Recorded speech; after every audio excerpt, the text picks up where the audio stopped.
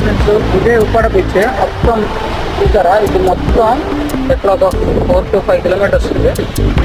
Same side కూడా 4 to 5 kilometres. మొత్తం seashore అనమాట.